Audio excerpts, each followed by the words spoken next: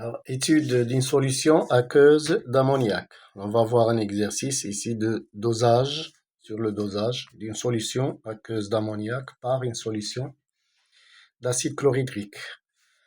Bon, on prépare une solution aqueuse SB de volume V en diluant 100 fois une solution commerciale d'ammoniac S0 de concentration C0. Premièrement, dosage de la solution SB. On réalise un dosage pH métrique d'un volume VB égale 15 ml de la solution SB de concentration CB par une solution aqueuse SA d'acide chlorhydrique H3O+, Cl- de concentration Ca égale 0,01 mol/litre-1. La courbe de la figure 1 représente les variations du pH du mélange en fonction du volume VA versé de la solution SA. pH égale F de VA. Alors, voir la courbe ci-dessous. 1. Écrire l'équation de la réaction de dosage. On va répondre à cette question d'abord. Bon, nous avons la figure 1 qui est là. Et l'équation de dosage s'écrit comme suit. Alors, c'est la solution d'ammoniac, NH3, aqueux, bien sûr, dans l'eau, plus les ions H3O+, qui viennent de la solution de chlorure d'acide chlorhydrique. Alors, ceci nous donne. Alors, la base va capter un proton. On se transforme en ion ammonium, NH4+, aqueux, plus H2O, liquide. Voilà. Voilà la solution, voilà l'équation de la réaction de dosage. Bien. Alors la question 1-2. Écrire à l'équivalence la relation entre CB, CA, VB et VAE, le volume versé de la solution SA à l'équivalence. Bien. Alors, à l'équivalence. À l'équivalence.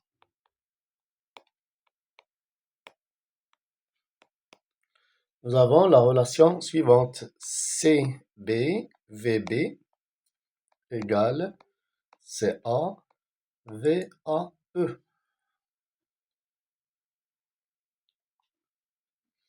Donc voici la relation à l'équivalence. Voilà. 1.3, on vous dit de montrer que la concentration de la solution SB est CB égale 0,01 mol par litre. En déduire C0. Bien. Alors on va utiliser cette relation à l'équivalence pour calculer CB. Alors CB sera égal à CA VAE divisé par VB. Et ceci est égal à... Alors, comme graphiquement, nous avons le graphe ici. VAE, par la méthode des tangentes, on détermine VAE, c'est 15 millilitres. Donc VAE est égal à 15 millilitres. Ça, c'est d'après le graphe, graphiquement. Voilà. Et on remplace par les valeurs que nous avons ici. Donc 10-2, c'est A, c'est 10-2 fois 15 millilitres divisé par 15 millilitres. VB, c'est 15 millilitres aussi. Donc CB, c'est 10-2 mol litre-1. Ça, c'est CB. Alors, ce qu'on vous demande, c'est d'en déduire C0, la concentration de la solution initiale avant la dilution. Or, d'après l'énoncé, on a dilué la solution SB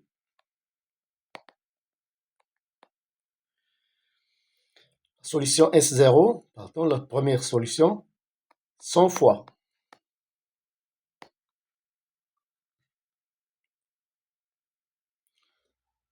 Pour obtenir la solution SB. Alors ça veut dire quoi? Ça veut dire que la concentration C0, c'est égal à 100 fois la concentration CB. On va augmenter le volume de C0 100 fois pour obtenir la solution SB de concentration CB. C'est-à-dire que C0, concentration initiale de la solution initiale, c'est 10-2 ou 100 fois 10-2, c'est-à-dire 1 mol litre moins 1. Voilà, solution initiale. Bien. Donc, question suivante, 1,4.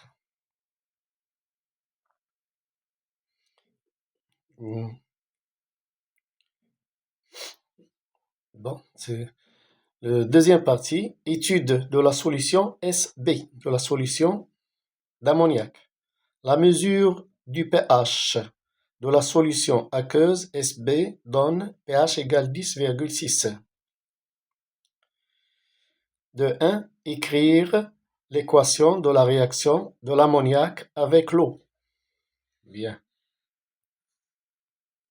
Ici, c'est 2. Deuxième question. Deuxième partie. 2, 1. L'équation, ce qu'on demande, c'est l'équation de l'ammoniac, NH3, aqueux, avec l'eau, H2O. Ça donne quoi? Bien, ça donne NH3 se comporte ici comme base, H2O comme acide, donc NH4+, aqueux, plus HO- aqueux. Ion hydroxyde. Voilà pour 2, 1. Donc, 2, 2. Calculer la concentration effective des ions hydroxyde HO- dans la solution SB. Voilà. Donc, nous voulons calculer maintenant la concentration de ces ions-là. Alors, 2, 2. Dans toutes les solutions aqueuses, on a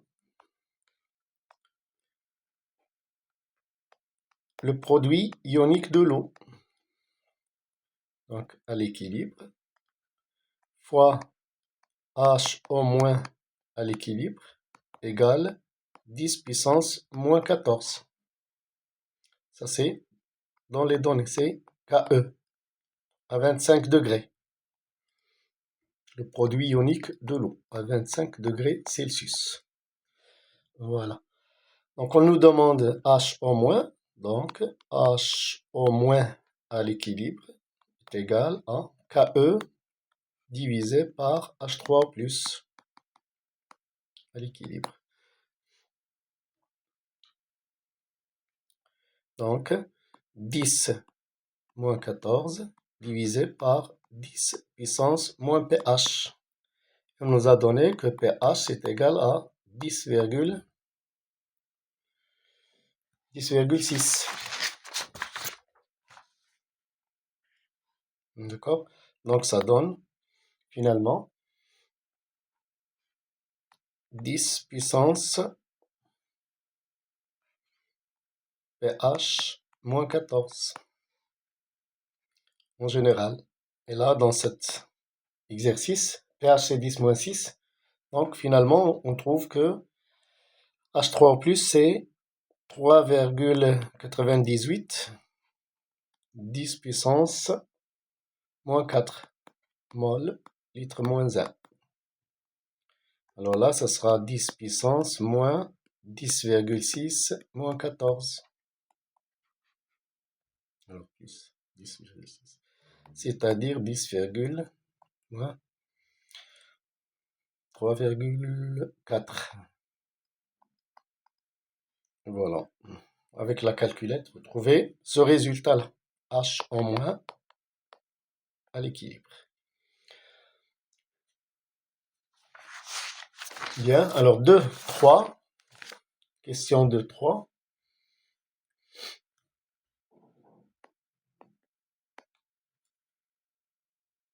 On va lire cette question d'abord pour bien. Donc, calculer le taux d'avancement final de cette réaction, c'est-à-dire de la réaction de l'ammoniac avec l'eau. Bien. Alors, pour calculer le taux d'avancement final, il faut dresser le tableau d'avancement. Alors, le tableau d'avancement de cette réaction est comme suit. NH3 aqueux plus H2O liquide donne NH4 plus aqueux plus HO moins aqueux. Donc là, nous aurons on va faire les 3 étapes. Une étape intermédiaire, ou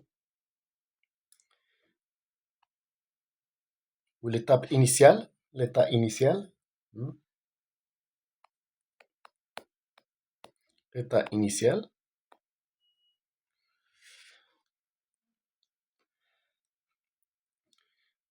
Un instant t quelconque, intermédiaire, et l'état final. Voilà. Alors on peut faire ça comme ça.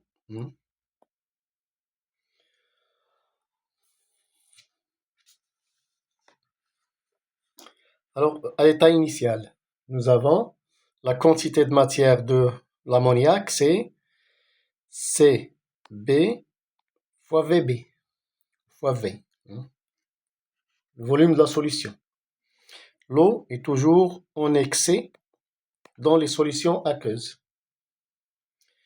NH4 plus au début, c'est 0. NH en moins, c'est 0. La réaction, on considère que la réaction n'a pas encore commencé. Un instant intermédiaire, CBVB, cette quantité de matière va diminuer d'une quantité X. Ici, toujours l'excès. Et là, il va apparaître la même quantité X, puisque c'est les mêmes coefficients, 1, 1, et ici, la même quantité X. À l'état final, nous aurons CBVB moins X max, ou X équilibre. Pour rester. Voilà, X équilibre. L'équilibre, c'est l'état final. Ici, X équilibre. X équilibre. Voilà. Alors, le taux d'avancement de la réaction, d'avancement final de la réaction, c'est taux égale X équilibre divisé par X maximum. Donc là, il va falloir calculer X équilibre et X maximum. Alors, N à l'équilibre de H en moins ou de OH moins, c'est égal à X équilibre.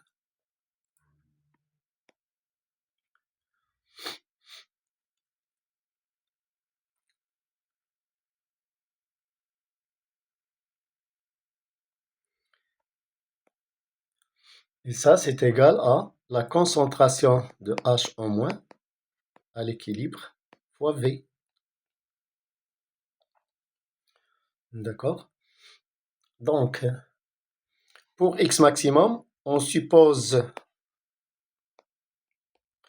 que la réaction est totale.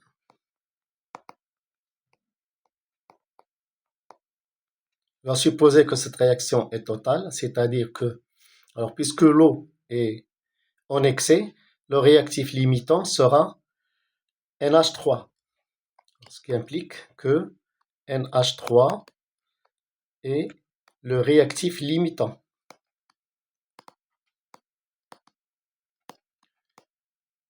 Pourquoi? Car H2O en excès.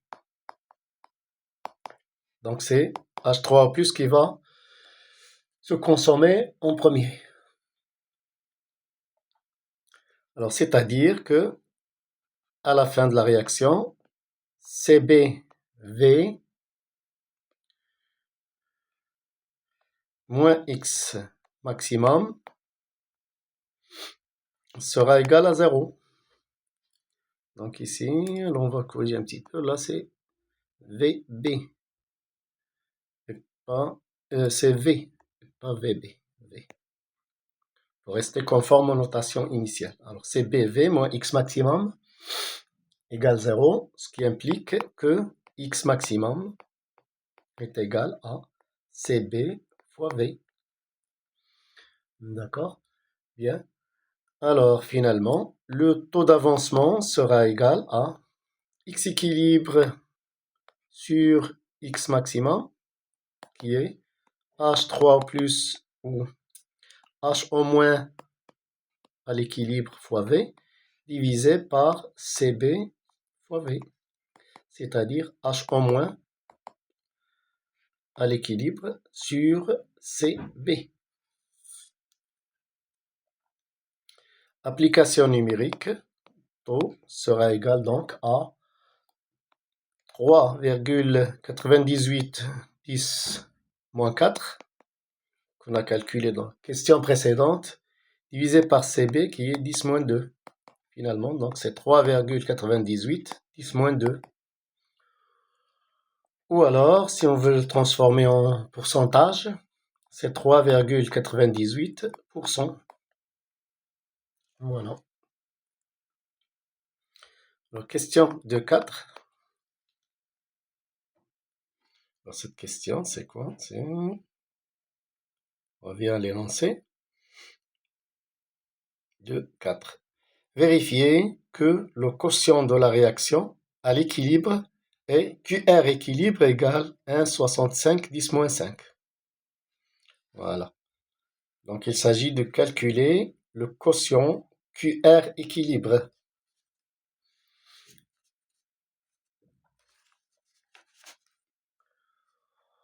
Donc, ce quotient QR équilibre est égal à la concentration de NH4+ à l'équilibre fois concentration de HO- à l'équilibre divisé par NH3 à l'équilibre. Voilà. Alors, d'après le tableau de variation, nous avons N équilibre de NH4+ égale à N équilibre de HO-. Il suffit de regarder le tableau et ça, c'est X équilibre.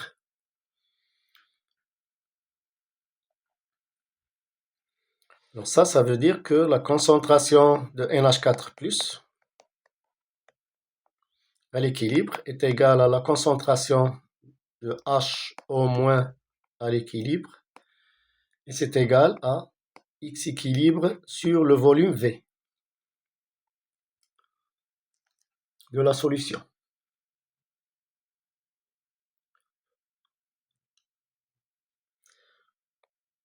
Pour NH3 à l'équilibre, c'est le nombre de moles de NH3, c'est-à-dire CbV moins X équilibre, divisé par le volume V. C'est-à-dire, finalement, c'est CbV sur V, c'est Cb, moins X équilibre sur V. Et X équilibre sur V, c'est bien HO-. Donc, finalement, si on remplace dans l'expression de QR équilibre, on obtient, alors là, NH4+ fois HO-, c'est HO- au carré, puisqu'ils sont égaux.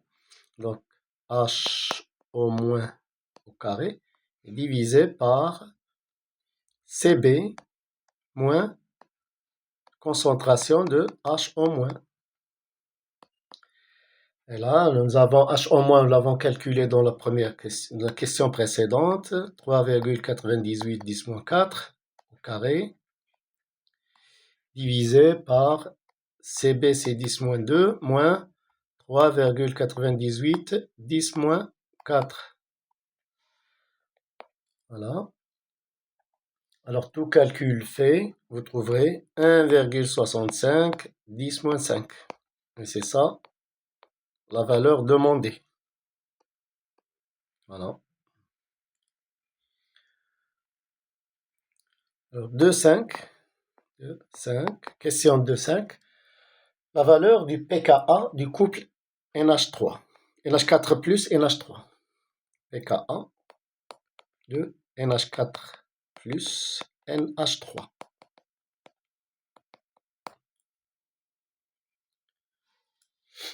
Alors, on va partir de QR équilibre, qui est, comme on l'avait vu, NH4 plus équilibre fois HO moins équilibre divisé par NH3 équilibre. D'accord? Alors, donc, ici, on va multiplier en haut et en bas par H3+, ici et là. Donc, on ne va rien changer. NH4 plus à l'équilibre fois HO moins à l'équilibre fois H3 plus à l'équilibre divisé par NH3 à l'équilibre fois H3 au plus à l'équilibre. Donc, si on simplifie là, et on retrouve la même chose. Donc, voilà.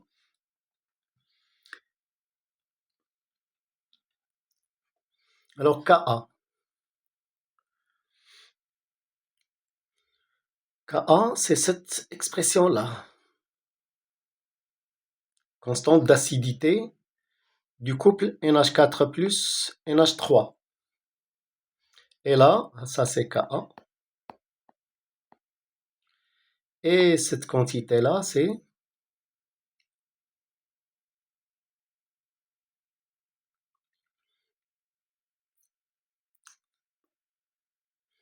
pardon, là c'est 1 sur Ka. C'est l'inverse, hein. C'est la base fois H3 plus divisé par la constante d'acidité. Et là c'est Ke. D'accord? Alors là c'est 1 sur Ka. Quantité-là. Donc on obtient finalement QR équilibre, c'est Ke divisé par Ka. QR équilibre. Ceci montre, on cherche Ka, ceci montre que Ka est égal à Ke sur QR équilibre. Voilà. On nous demande pKa. Alors pKa, c'est quoi? C'est moins log à base 10 de Ka, c'est-à-dire moins log de Ke sur QR équilibre. Et là, c'est moins log de 10 moins 14 divisé par 1,65 10 moins 5. Alors là, la calculette va jouer son rôle et on trouve pKa égale 9,2. Voilà donc, j'espère que ça a été clair. Merci et à la prochaine.